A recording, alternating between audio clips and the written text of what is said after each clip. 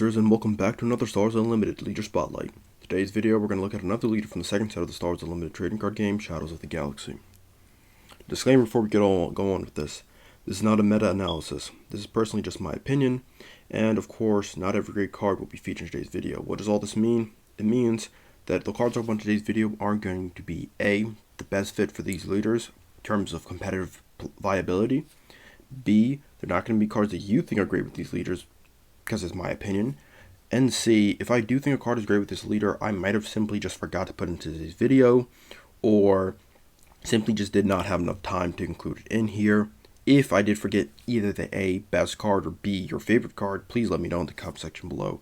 Without further ado, let's go on with this video. The leader we're looking at today is Bo-Katan. She's going to be an aggression and heroism leader. She's going to have the Mandalorian trait. She's going to have an ability on her leader phase. Action. Exhaust her. If you attack with a Mandalorian unit this phase, deal 1 damage to a unit. As an upgrade action, if you control 6 or more resources, you can employ her as a leader. When you do, she gets a 4/7 on attack ability. You may deal 1 damage to a unit, and if you attack with another Mandalorian unit this phase, you may deal 1 damage to a unit. So obviously the game plan here is simple. You want to have a lot of Mandalorian units, and you want to be really aggressive and try to burn out your opponent's units as quickly as possible. So the first unit we're going to look at today's video is going to be Ketso Onyo. 2 costs, 3/2. It's a Mandalorian Underworld and Bounty Hunter. Has a Saboteur keyword ability, and it says, when this unit deals combat damage to a base, you may defeat an upgrade that costs 2 or less. Obviously, this card is a good attacker as a Mandalorian, but also when it deals some damage to the base, you can clear out some of your opponent's powerful upgrades. Kryze is a 4 cost 4/5 Mandalorian Trooper. On attack, if this unit is upgraded, you may deal 2 damage to a ground unit. Now, although Bo-Katan does not always talk about upgrade, doesn't talk about upgrades at all in her abilities, as a Mandalorian, it's something that she has unique access to that is only going to help further her game plan of aggression and stuff like that. So looking for upgrades to put on your units is still going to be good for Bo-Katan, even though it doesn't directly feed into her ability. Clan Challengers is a 5 cost 3/6 Mandalorian Trooper, Raid 3 and Overwhelm, as long as it's upgraded. This is really important because this guy is going to swing it for 6, Overwhelm if it's upgraded, and after that you can deal damage to a unit. It's going to allow you, or if you're playing this with other Mandalorians, you can attack with a Mandalorian unit, deal damage to another unit, and then swing it with this guy and Overwhelm for even more damage into their base. So it's going to be pretty cool. Sabine runs a 2 cost 2/3 Mandalorian Rebel Spectre. If there's at least 3 aspects among the other friendly units, this unit can't be attacked. And on attack, you may deal 1 damage to a defender or to a base. So her ability obviously works great with Bo-Katan, aggression, indirect damage, Mandalorian. Keep Fighting is a 2 cost event, ready unit with 3 or less power. Obviously, this is going to allow you to get more attacks out of your Mandalorians, but also it means you can put her ability potentially online when you might not have been able to otherwise. Say if your opponent exhausted one of your Mandalorians and now you can't attack with them, maybe that was your only Mandalorian and you could only play more Mandalorians this turn, and you still want to activate Bo-Katan's ability. This might give you the ability to do that by readying that unit and then attacking with it. Arm to the Teeth is an upgrade to cost 2 plus 2 power. Attach unit gains on attack if another friendly unit plus 2 power for this phase. You can go smuggle it in for 4. It's just a good aggressive option. And again, as playing at a Mandalorian deck, you really want to keep some upgrades on hand. So it's a good one to take a look at. As well as the Vambrance Flamethrower. 3 cost 1/1. Attached to a non-vehicle unit. Attached unit gains on attack. You may deal 3 damage. Divide as you choose amongst enemy ground units. It's going to allow you to really just spread out some damage. If you have a lot of Overwhelm units, you can swing them with them and deal a lot of extra damage that way. But ultimately, it's going to tee up some units, so maybe through Bo-Katan's ability, you can knock them down. On to Vigilance. Vigilance is the second aspect that has the most Mandalorian cards in it. So it's also going to be a really good pair for Bo-Katan. Here we have the Concord Dawn Interceptors, 3 cost 1/4 Mandalorian Vehicle Fighter as Sentinel. Also has the ability this unit gets plus 2 power while defending. Obviously, this is not an ability unit that's going to be great on the attack, but it is a Mandalorian unit that you can use to attack, and it's going to draw some attacks away from your other units, keeping them healthy for a little bit longer, or for keeping your base safe. The Armorer is a really cool one, 5 cost 3/5 Mandalorian. When you play him, you can give shield tokens to each of up to 3 Mandalorian units. This is really important, giving your shield tokens to your Mandalorian units when they're going to be attacking a lot, or, well, I guess any units are going to be attacking a lot, but giving shield tokens to your Mandalorian units that you want to continuously attack with throughout the game is going to have a really positive effect for you. Also, shield tokens are just good. If you're playing a Mandalorian deck, most of your units are probably going to be Mandalorian units. You can give them shield tokens. The Mandalorian himself is a 6 cost 5/6 Mandalorian Bounty Hunter Sentinel. When you play him, you can heal all damage from a unit that costs 2 or less, or give 2 shield tokens to it. Either way, there's a pretty decent ability here. It's going to allow you to, if you have a cheaper unit like Sabine Wren, you can heal damage from her. But more likely, you're going to give them some shield tokens, keeping them alive. And if they're a Mandalorian unit, if they're a Mandalorian unit, or they're any unit that cares about upgrades, shield tokens are upgrades. The Survivor's Gauntlet's 5 cost 4/6 Mandalorian Vehicle Transport. When you play it and when you attack with it, you may attach an upgrade on a unit to another eligible unit controlled by the same player. To allow you to swap around your own upgrades. If you see one of your Mandalorians about to die and you don't want to lose an upgrade, you move it on to somebody else so that you can continue using an upgrade. And also, if you see your opponent has an upgrade on them that has a really powerful effect on one of their units, you move to a unit that's about to die soon so you can kill it and get rid of that upgrade a lot easier.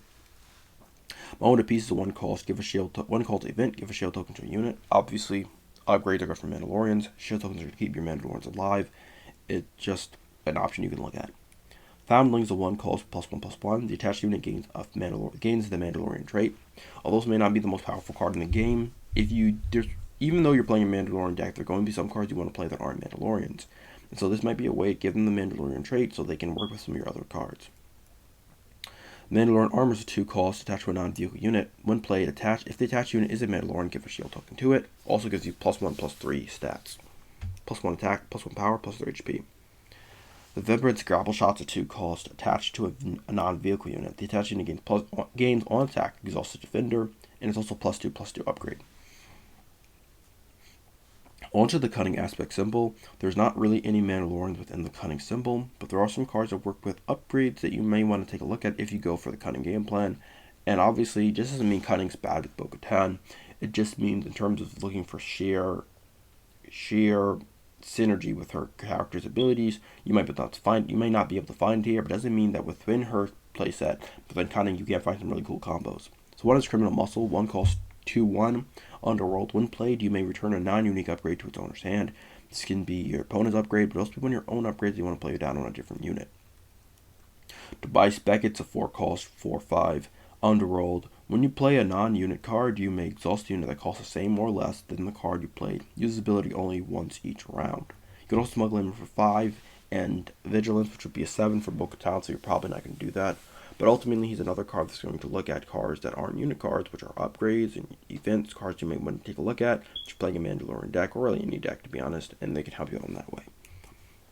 Infist Nest is a 6 cost 5/4 ambush unit. Also, while a friendly unit is attacking using ambush, the defender gets -3 power.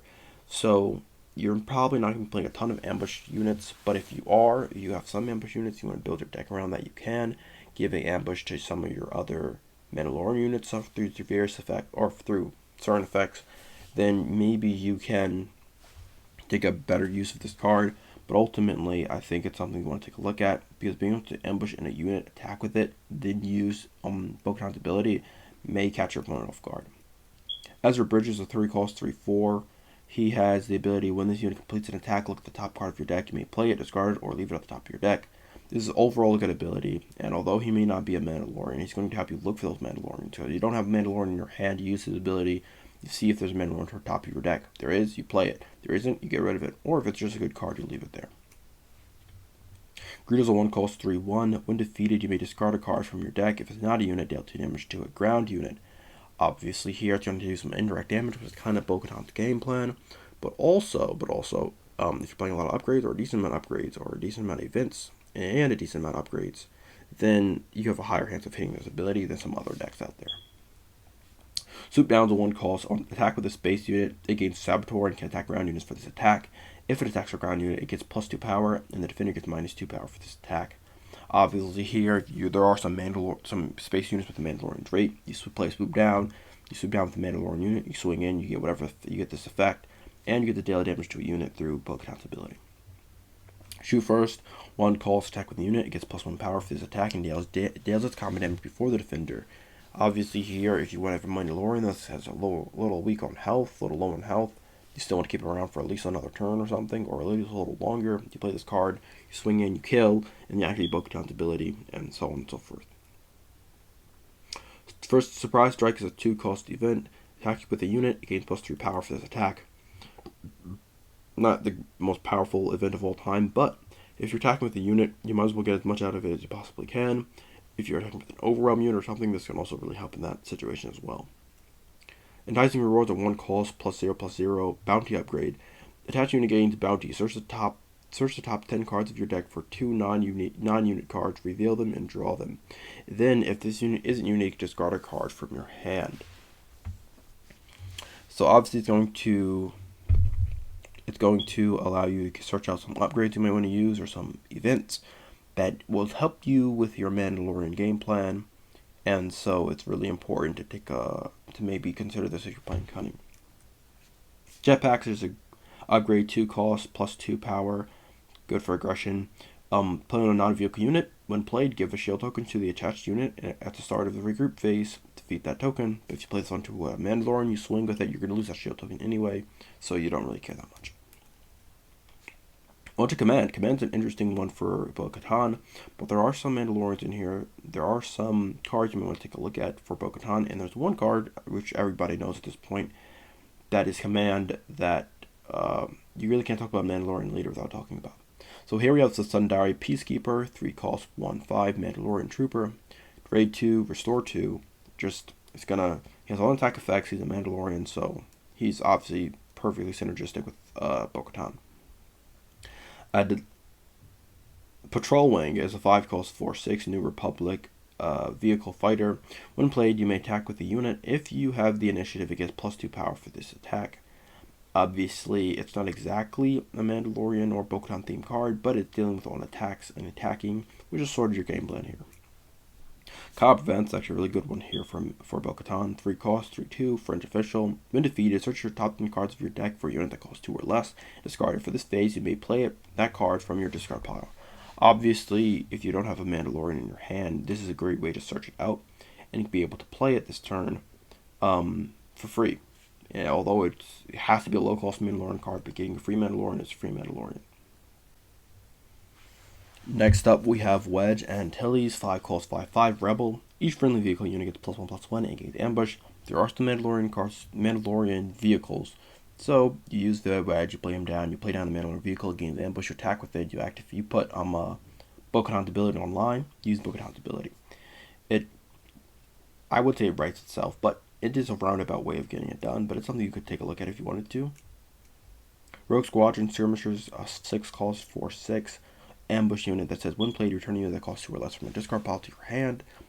Obviously, you have Cobb Vanth, who would put a 2 or cost less card in your discard pile. You may play it for free, but then it may die. Then you can get it back with Rogue Skirmisher or any of your other Mandalorian units that are 2 or cost or less that have died at all during the game. Commissions are a really good one for Mandalorian units and Mandalorians in general. 1 cost, search top 10 cards of your deck for a bounty hunter, item, or transport card, reveal it, draw it.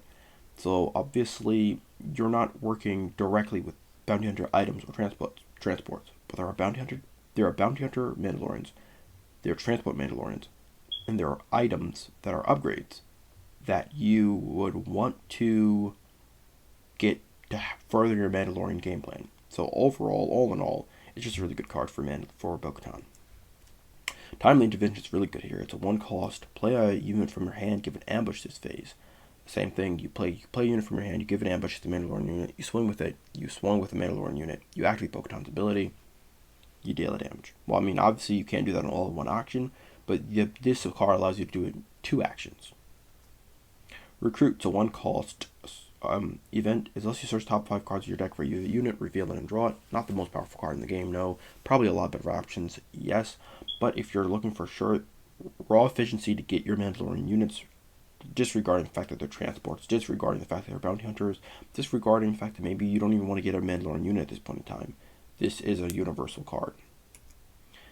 As for upgrades, we have Inspiring Mentor, 2 cost, +1/+1, dash to a non-vehicle unit. Dash unit gains on attack when defeated. Give a experience token to another friendly unit. Experience tokens are upgrades. Mandalorians love that. attacking. It's what you love to do. It even activates when this unit dies. Overall, it's just a really good card for Bo-Katan. And then finally, we have the Darksaber. We all know it was coming. It is the Mandalorian card. 4 cost, +4/+3.